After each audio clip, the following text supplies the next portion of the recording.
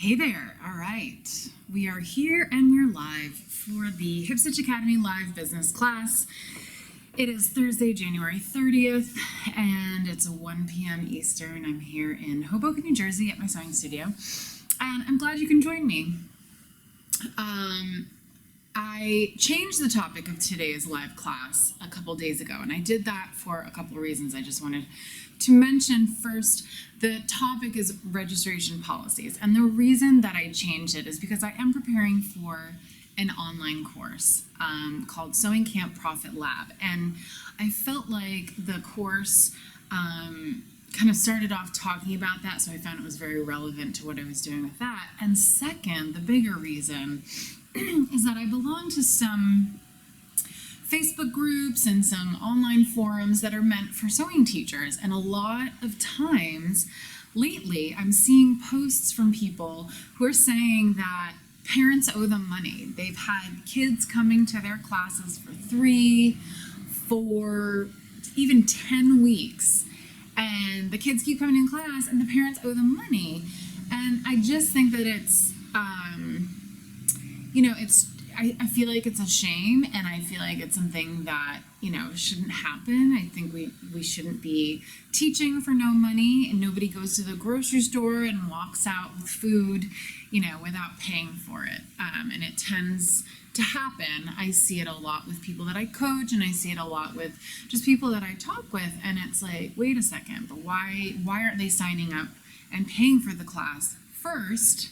And then you don't even have to talk about the money. It's just done. Because I know that can be uncomfortable. It's like, okay, now they're here, they've been coming, how do I get them to pay me? So anyway, this is what prompted me to talk about this topic this week. I think it's important. So we're going to get into that. But real quickly, I do want to just update you on the online course. As I mentioned, it's called Sewing Camp Profit Lab. And if you want to read about it, there is a little promotional page over on the hipstitch.co website. But yeah, this course is going to be for entrepreneurs who've never had a sewing camp for kids before, how to get started, how to do all of the things to have a really successful camp. But then it's also going to be a course for those of us who had camps before and they want to take their camp to the next level. They want it to be bigger, they want it to be more fun, they want it to be less stressful, and they want to make more money. So that's what this course is going to be all about. I have split it into 4 very important sections, and the sections are going to launch 3 weeks apart. So if you purchase the course, you're going to have immediately access after February 3rd. You're going to have access to the first section called planning and scheduling your camp. And that's going to be the preliminary stuff of how to get it up on your website, how to decide what your timing is going to be, and all of the things that go with like immediately getting your camp known in the world, right? And then you're going to have 3 weeks to implement the training. Then the next section, which is probably the hugest section, is the marketing, selling, and filling your camp. It's going to launch 3 weeks later. It's going to get you all of that information around how do I get people to sign up for my camp? And I think that's the biggest question that we all ask. And if not, how do I get anybody? How do I get all of the spots filled? Because that's the dream, right?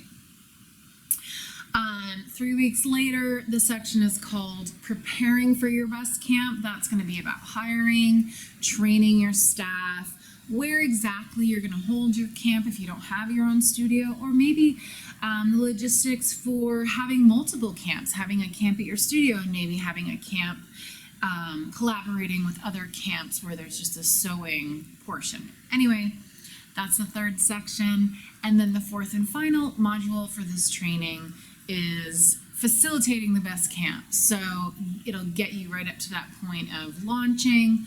What are you teaching? How are you keeping kids safe?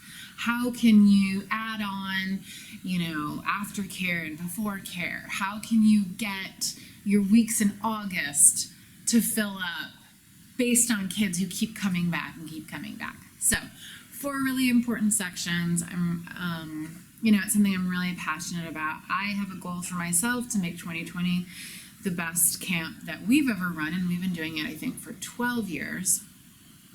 It's going to be taught by 2 camp counselors, camp instructors, who attended my camp as young as, we have a high schooler that'll be working this summer who attended camp since she was like 5, and then another woman who will be graduating from college, and I think she's coming back, but she attended my very first summer camp when she was 10. So yeah, she's 22. Yeah, I guess the math works out.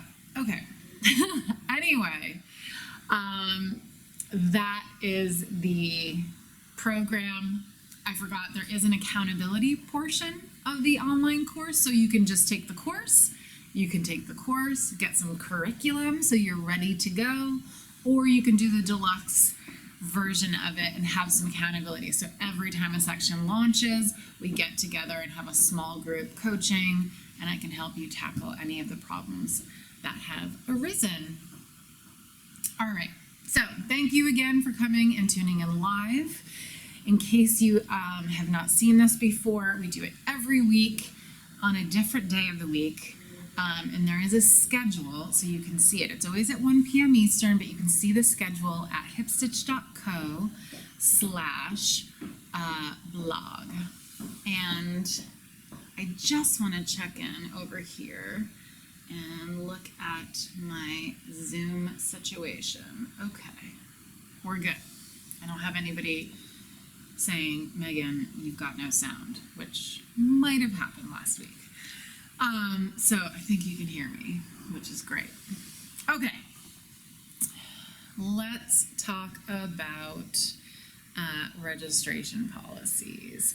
So your registration policies are basically like your guidebook for your customers to having a business that runs smoothly and fully and profitable. It kind of, it's sort of like your boundary system for making your business work for you, okay? And I don't want it to have this come across as I'm kind of like a meanie, but this sort of is like one of those moments where you've kind of got to show people and be a meanie a little bit, but you have to show them the ground rules, or else I do feel strongly that people will walk all over you. Because, anyway, I'll get into it. I do believe strongly that you need to set some rules for your customers to follow. And then if you have those ground rules set up, there'll be a lot less instances of people pushing the boundaries, canceling on the last minute, not showing up, and then expecting a reschedule. All of those things that as business owners that we are really stressful and aren't fair to us, right? We want to be fair to our customer at all times, but these policies are set in stone, so we're not getting walked all over. So the 4 major things I'm going to talk about today are: 1, your customers pay first and then they learn, no exceptions. Number 2, determine your cancellation policies and set them in stone and then make them visible for everyone to see. Number 3 was never issue monetary refunds on classes that haven't been taken. I changed it to almost never.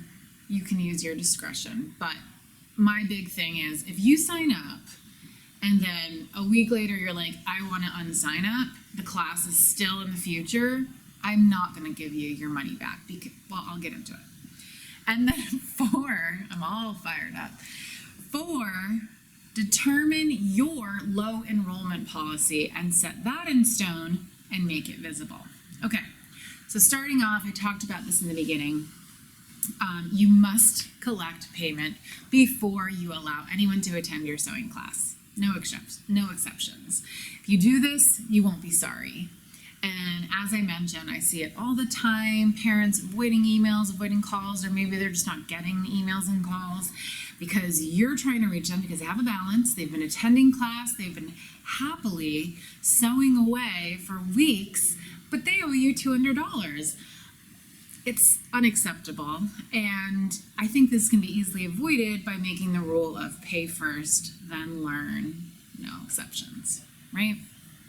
And I do think we all can be sort of praised, we can fall into this because we want to make our customers happy, and especially people that and maybe they keep coming back and you're friendly with them and they're like, yeah, she's back, and you're like, yay, I'm glad you're back for sewing, and then you never get paid and it becomes this weird, uncomfortable thing. So as best you can, make sure they're paying first. All right. And, I do want to say that if that happens, I don't think that it's ever really an intentional thing on the parents' part. I think parents get busy and I think they don't even realize that it's happening, maybe, or maybe that it makes such a difference to you as a business owner.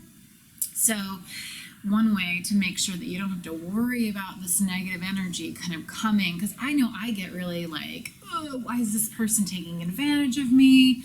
And they're not doing it on purpose. So rather than like hem and haw about that, just nip it in the bud. Have people pay before they show up to camp. Okay, moving along. The next thing you have to do to protect yourself from people canceling on you is have a policy that protects you. So, we all have sewing studios or we have sewing classes, and it's a pretty personal thing. You're not going to have a class of like 100 people in your sewing class. Or if you figured out how to do that, please share that with me. But, I think the most we would ever have in one of our sewing classes is 10. We have 10 sewing machines, and we can handle 10 people in the class where nobody's really walking around. They're just focused on their sewing machine. So limited space. We all have limited space, right? So you've got to make sure that people are not able to come in and like sign up for something, and then, like I said, 2 weeks before the class happens, they're like, well, I can't make it, or I can't come, please, refund my money, whatever. If you're teaching a popular class, that class could be full. Like the class that we teach where there's 10 people in this room is a very popular class. It books out, probably 2 weeks to a month ahead of time. So if people are backing out at the last minute, I've been turning people away for at least, a week or two, saying, oh, sorry, we're full. And I do not keep waiting lists. Waiting lists, in my opinion, don't work. It ends up being a lot more work for me to scramble and try and find these people and be like, oh, hi, we're starting a sewing class in an hour. Can you come?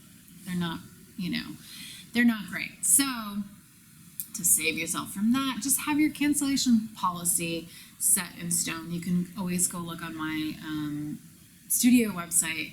My cancellation policy is there. You can read the whole thing. And even if you Google cancellation policies, you can probably find one that you like and, change the wording a little bit and put it up on your own website, okay? All right. My third thing is never issue monetary refunds on classes not taken. And to elaborate on that, as I mentioned, if somebody signs up and then a week later they're like, oh, hey, I can't, make it, I messed up, I'm not going to issue them a refund. I will allow them to reschedule that class, but I'm not going to give them money back. And there's a lot of reasons, but one of the major reasons too is if it's credit card, the credit card processing fees have already been taken. It's kind of, just all been done, and it's just a lot of back and forth for nothing, for somebody who changed their mind. So it's very clear on every single page there are no monetary refunds. If somebody can't make the next hem and button workshop, I send them the list of, oh, hey, sorry you can't make it on that date, but I've got some upcoming classes that you could transfer your registration to.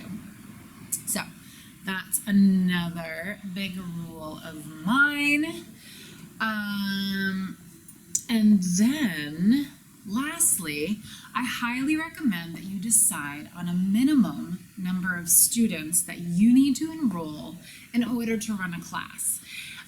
So make sure it's a number that you're not going to wind up losing money, by running the class. If you decide to run it for one person, just make sure that you're in the black, that you're not paying to have that class, right? To have one person in that class. So for instance, if you determine the cost of the space of where you're going to hold the class, plus the supplies that maybe you're including in the price, and if you're not including supplies, then there's no supply cost, obviously, and then figure out what you're paying someone to teach that class. And even if you're teaching it, your time is still worth money, and I would say at least pay yourself $20 an hour.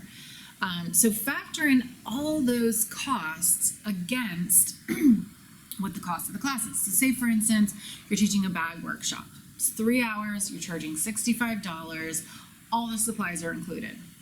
So one person signs, or let's say that the cost to rent the studio, say you're renting out a space to have the class, or if you have your own studio, you can kind of figure out what the hourly cost is. But let's say it costs $10 an hour to have that workshop.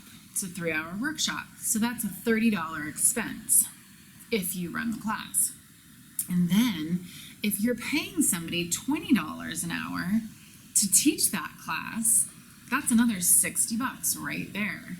And then say in that 3-hour workshop, you're going to make a handbag. It's going to cost $10.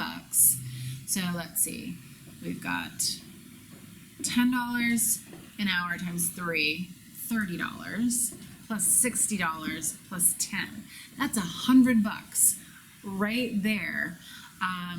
In order just to run the class. So you're going to have at least 2 students, if not 3 students, I would say, to get back your cost of running it. And as much as you hate to disappoint anybody by saying, oh, sorry, you're the only one signed up, I have to cancel, sometimes it's worth it. And you can decide, by weighing your options, but I just, I wouldn't lose $40 to have one person come to class. You could then maybe reach out to that person and say, hey, I'm so sorry you're the only one, but I would love to offer you, a spot in the next class plus a credit that they could take another class. So then, therefore, they're happy. And then if they say, oh, no, thank you, I can't make the other class, I'm not interested, then you just refund their money and, call it a day. It happens, and to spin your wheels for a bunch of classes that aren't full, I believe is not the best business policy for what we do. However, I just think that, I just wanted to say that, it happens to everybody. It's not going to happen all the time, but just be aware of it. Oh, and I was going to say, that's what I was going to say. Sorry, I lost my train of thought there. Oh my God, I did it again. All right, I'm going to move on. So those are the 4 things. You've got to add these policies. That's what I was going to say. These policies have to be on your website. Determine your low enrollment policy. Tell them 48 hours before the class starts, if I don't have a certain amount of people, I will have to cancel the class. Make all these things really, really visible on your website, number 1. And number 2, put it in the confirmation when they sign up. So when they sign up ahead of time and they pay you for the class, write the cancellation policy, write the policies for low enrollment, so everyone is very aware of what's going on and then people won't be unhappy. Okay? All right. So, what else do I have to say about this? Like I said, if you want to go to my website, my studio website, it's maverydesigns.com, and I believe it's in the top menu under the About section. It just says class policies. Oh, my phone's ringing. But yeah, take a look there. Maybe that will be helpful for you. And I hope that this live class has been helpful. If anybody's got any questions, I'm happy to answer those. Doesn't look like it. Looks pretty quiet. We have some people watching live, but I'm not seeing any questions. And if you're interested in watching more live classes, like I said, head on over to hipstitch.co/live classes. And if you liked this video class, I would really appreciate you sharing it with other people. You can find us on all the social media at Hipstitch Academy. And if you've got any questions or you want to run something by me, you can always shoot me an email. My personal email is megan@maverydesigns.com, or you can go to the Hipstitch Academy website and find it on there. Let me know what you think of these. If you think they're terrible, let me know why you think they're terrible. I hope you don't think they're terrible. But if you're liking them, let me know what you like, and let me know topics that you'd like to hear discussed in the future. I find that very helpful. And next week's live class is going to be on Friday, February 7th at 1 p.m. Eastern, and I'm going to be talking about after-school classes and how they differ from summer camp classes for kids. Until then, catch you later.